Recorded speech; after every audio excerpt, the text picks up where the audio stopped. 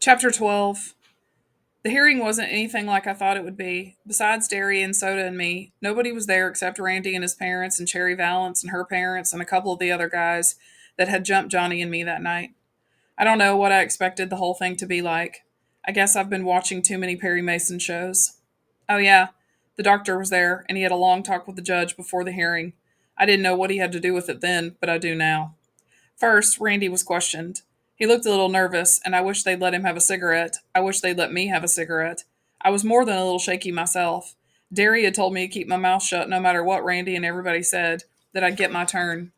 All the socias told the same story and stuck mainly to the truth, except they said Johnny had killed Bob. But I figured I could straighten that point out when I got my turn. Cherry told them what had happened before and after Johnny and I had been jumped. I think I saw a couple of tears slide down her cheeks, but I'm not sure. Her voice was sure steady, even if she was crying. The judge questioned everyone carefully, but nothing real emotional or exciting happened like it does on TV. He asked Derry and Soda a little bit about Dally, I think to check our background and find out what kind of guys we hung out with. Was he a real good buddy of ours? Derry said, yes, sir, looking straight at the judge, not flinching. But Soda looked at me like he was sentencing me to the electric chair before he gave the same answer. I was real proud of both of them. Dally had been one of our gang, and we wouldn't desert him. I thought the judge would never get around to questioning me. Man, I was scared almost stiff by the time he did. And you know what? They didn't ask me a thing about Bob's getting killed. All the judge did was ask me if I liked living with Derry, if I liked school, what kind of grades I made, and stuff like that. I couldn't figure it out then, but later I found out what the doctor had been talking to the judge about. I guess I looked as scared as I really was because the judge grinned at me and told me to quit chewing my fingernails. That's a habit I have. Then he said I was acquitted and the whole case was closed. Just like that. Didn't even give me a chance to talk much, but that didn't bother me a lot. I didn't feel like talking anyway. I wish I could say that everything went back to normal, but it didn't, especially me. I started running into things, like the door, and kept tripping over the coffee table and losing things. I always have been kind of absent minded, but man, then I was lucky if I got home from school with the right notebook and with both shoes on. I walked all the way home once in my stocking feet and didn't even notice it until Steve made some bright remark about it. I guess I'd left my shoes in the locker room at school, but I never did find them. And another thing, I quit eating. I used to eat like a horse, but all of a sudden I wasn't hungry. Everything tasted like bologna. I was lousing up my schoolwork too. I didn't do too badly in math because Derry checked over my homework in that and usually caught all my mistakes and made me do it again, but in English I really washed out. I used to make A's in English, mostly because my teacher made us do compositions all the time. I mean, I know I don't talk good English. Have you ever seen a hood that did? But I can write it good when I try. At least I could before. Now I was lucky to get a D on a composition. It bothered my English teacher the way I was goofing up, I mean. He's a real good guy who makes us think, and you can tell he's interested in you as a person, too. One day he told me to stay in after the rest of the class left. Pony boy, I'd like to talk to you about your grades. Man, I wish I knew. Man, I wish I could beat it out of there. I knew I was flunking out in the class, but golly, I couldn't help it. There's not much to talk about, judging from your scores. Pony, I'll give it to you straight. You're failing this class right now. But taking into consideration the circumstances, if you come up with a good semester theme, I'll pass you with a C grade. Taking into consideration the circumstances. Brother, was that ever a way to tell me he knew I was goofing up because I'd been in a lot of trouble? At least that was a roundabout way of putting it. The first week of school after the hearing had been awful. People I knew wouldn't talk to me, and people I didn't know would come right up and ask about the whole mess. Sometimes even teachers. And my history teacher, she acted as if she was scared of me, even though I'd never caused any trouble in her class. You can bet that made me feel real tough. Yes, sir, I said. I'll try. What's the theme supposed to be on? Anything you think is important enough to write about. And it isn't a reference theme. I want your own ideas and your own experiences. My first trip to the zoo? Oh boy. Oh boy. Yes, sir, I said. And I got out of there as fast as I could. At lunch hour, I met Two Bit and Steve out in the back parking lot, and we drove over to a little neighborhood grocery store to buy cigarettes and cokes and candy bars. The store was the grease hangout that was about all we ever had for lunch. The socials were causing a lot of trouble in the school cafeteria, throwing silverware and stuff, and everybody tried to blame it on us greasers. We all got a big laugh out of that. Greasers rarely even eat in the cafeteria. I was sitting on the fender of Steve's car, smoking and drinking a Pepsi, while he and Two Bit were inside talking to some girls, when a car drove up and three socials got out. I just sat there and looked at them and took another swallow of the Pepsi. I wasn't scared. It was the oddest feeling in the world. I didn't feel anything scared, mad, or anything, just zero. You're the guy that killed Bob Sheldon, one of them said, and he was a friend of ours. We don't like nobody killing our friends, especially greasers. Big deal. I busted the end of my bottle and held onto the neck and tossed away my cigarette. You get back into your car or you'll get split. They looked kind of surprised, and one of them backed up. I mean it. I hopped off the car. I've had about all I can take from you guys. I started toward them, holding the bottle the way Tim Shepard holds a switch out and away from myself, in a loose but firm hold. I guess they knew I meant business because they got into their car and drove off. You really would have used that bottle, wouldn't you? Two Bit had been watching from the store doorway. Steve and me were backing you, but I guess we didn't need to. You've really cut 'em up, huh? I guess so, I said with a sigh. I didn't see what Two Bit was sweating about. Anyone else could have done the same thing, and Two Bit wouldn't have thought about it twice. Pony Boy, listen, don't get tough. You're not like the rest of us, and don't try to be. What was the matter with Two Bit? I knew as well as he did that if you get tough, you didn't get hurt. Get smart, and nothing can touch you. What in the world are you doing? Two Bit's voice broke into my thoughts. I looked up at him, picking up the glass. He stared at me for a second, then grinned. You little son of a gun, he said in a relieved voice. I didn't know what he was talking about, so I just went on picking up the glass from the bottle end and put it in the trash can. I didn't want anyone to get a flat tire. I tried to write that theme when I got home. I really did. Mostly because Derry told me to, or else. I thought about writing about Dad, but I couldn't. It's going to be a long time before I can even think about my parents. A long time. I tried writing about Soda's horse, Mickey Mouse, but I couldn't get it right. It always came out sounding corny. So I started writing names across the paper. Daryl Shane Curtis Jr., Soda Patrick Curtis, Pony Boy Michael Curtis. Then I drew horses all over it. That was going to get a good grade. Like, hey, did the mail come in yet? Soda slammed the door and yelled for the mail, just the way he does every day when he comes home from work. I was in the bedroom, but I knew he would throw his jacket toward the sofa and miss it, take off his shoes, and go into the kitchen for a glass of chocolate milk, because that's what he does every day of his life. He always runs around in his stocking feet. He doesn't like shoes. Then he did a funny thing. He came in, flopped down on the bed, and started smoking a cigarette. He hardly ever smokes, except when something is really bugging him or when he wants to look tough. And he doesn't have to impress us. We know he's tough. So I figured something was bothering him. How was work? Okay. Something wrong? He shook his head. I shrugged and went back to drawing horses.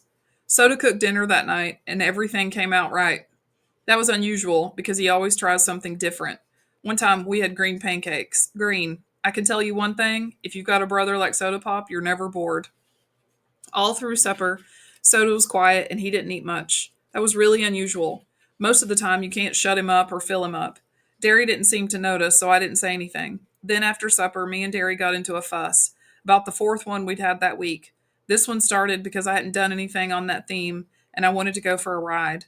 It used to be that I'd just stand there and let Derry yell at me, but lately I'd been yelling right back. What's the sweat about my schoolwork? I finally shouted. I'll have to get a job as soon as I get out of school anyway. Look at Soda. He's doing okay, and he dropped out. You can just lay off. You're not going to drop out. Listen, with your brains and grades, you could get a scholarship, and we could put you through college. But schoolwork's not the point. You're living in a vacuum, Pony, and you're going to have to cut it out. Johnny and Dallas were our buddies, too. But you just don't stop living because you lose someone. I thought you knew that by now. You don't quit. And anytime you don't like that the way I'm running things, you can get out. I went tight and cold. We never talked about Dallas or Johnny. You'd like that, wouldn't you? You'd like me just to get out. Well, it's not that easy, is it, Soda? But when I looked at Soda, I stopped. His face was white, and when he looked at me, his eyes were wide with a pained expression.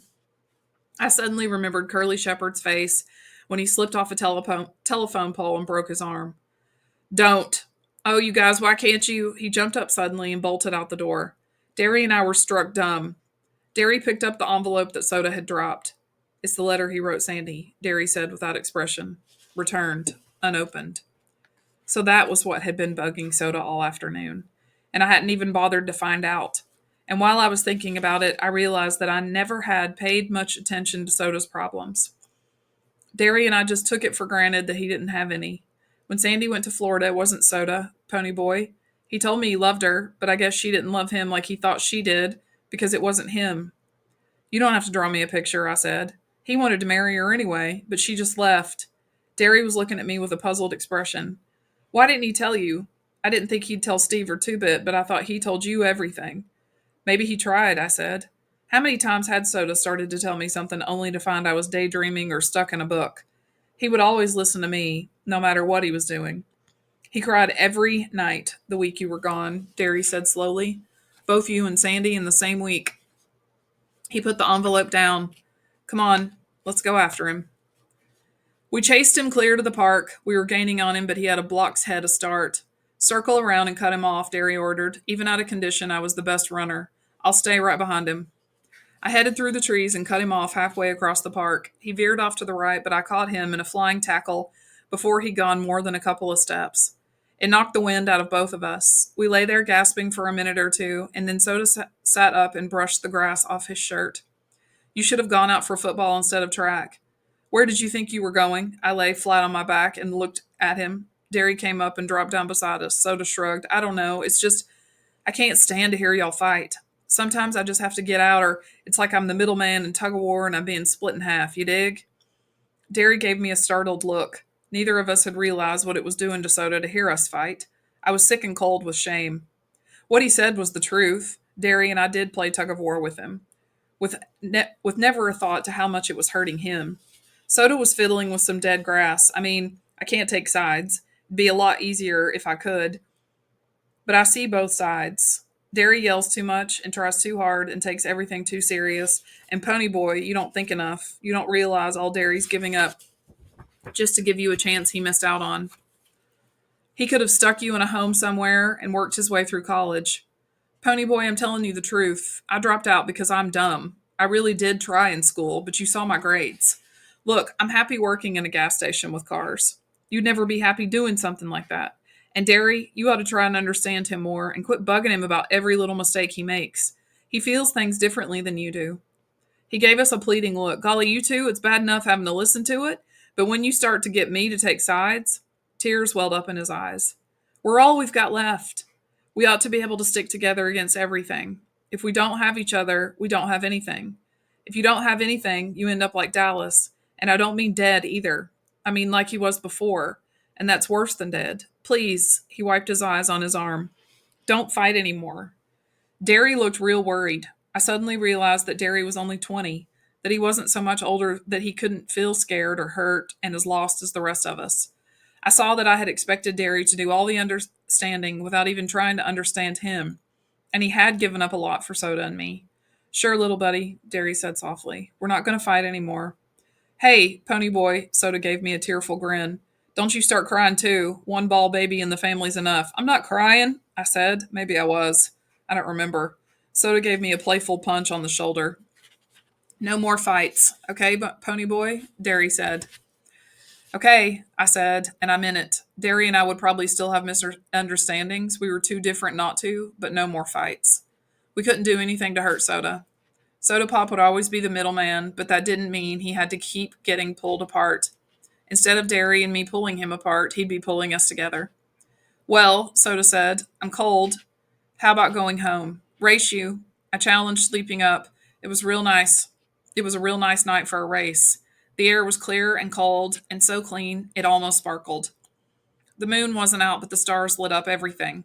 It was quiet except for the sound of our feet on the cement and the dry, scraping sound of leaves blowing across the street. It was a real nice night. I guess I was still out of shape because we all three tried. Tied. No, I guess we all just wanted to stay together. I still didn't want to do my homework that night, though. I hunted around for a book to read, but I'd read everything in the house about 50 million times, even Derry's copy of The Carpetbaggers, though he'd told me I wasn't old enough to read it. I thought so too after I finished it.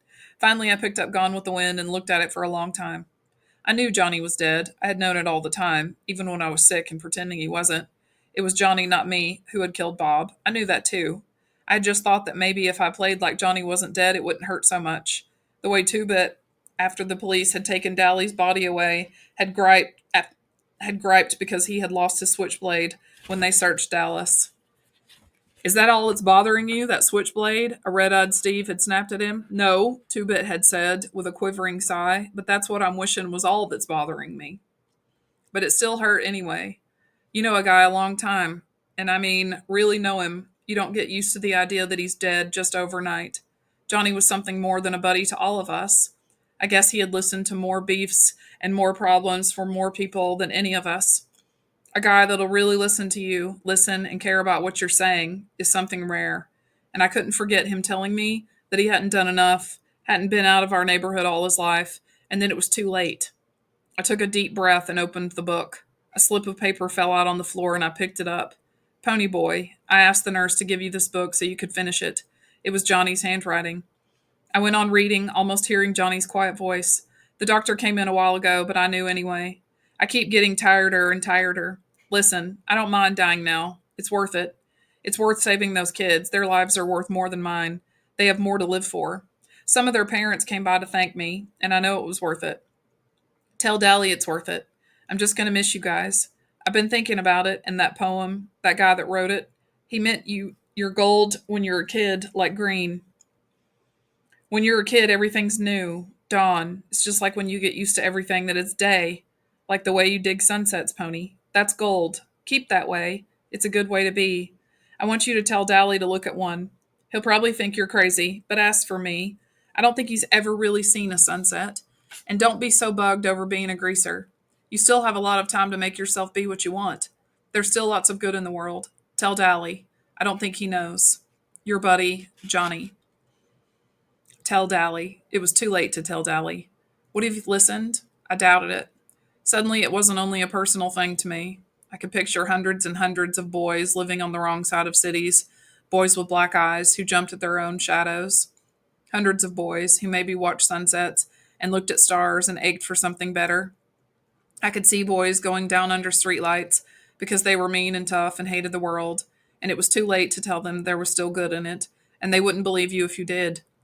It was too vast a problem to just be a personal thing. There should be some help. Someone should tell them before it was too late. Someone should tell their side of the story, and maybe people would understand then and wouldn't be so quick to judge a boy by the amount of hair oil he wore. It was important to me. I picked up the phone book and called my English teacher. Mr. Syme, this is Pony Boy. That theme, how long can it be?